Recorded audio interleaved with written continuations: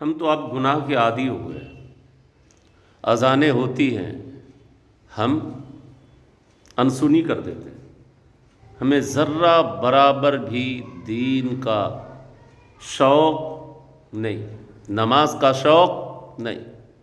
اللہ حشر میں رب کو پھر جواب دینا ہے نا، مومنو یاد رکھے اس رب کے سامنے آپ کو حاضر ہونا ہے جی، اور وہاں ذرہ اور تنکے کا حساب ہونا ہے۔ وہاں پھر کوئی رشوت نہیں، کوئی طاقت کے بل بوتے کوئی کسی کو استعمال میں نہیں لا سکتا، ہے نا۔ اللہ کا فرمان فَمَن يَعْمَلْ مِثْقَالَ ذَرَّةٍ خَيْرًا يَرَهُ وَمَن يَعْمَلْ مِثْقَالَ ذَرَّةٍ شَرًّا يَرَهُ۔ خدا را اللہ کی عبادت کے لیے وقت نکالو، رزق کے لیے پریشان مت ہو میرے بھائی، رزاق کافی ہے، کیڑے کو رزق دیتا ہے، چونٹیوں کو سوراخوں میں رزق پہنچاتا ہے۔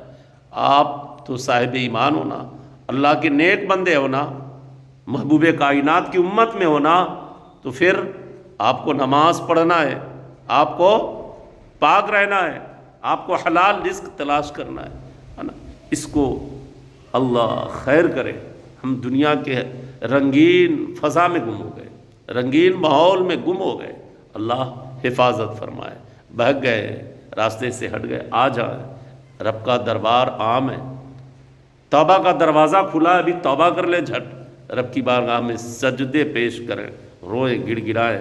بندوں کا رونا گڑ گڑانا رب کو بڑا پسند آتا ہے، سبحان اللہ۔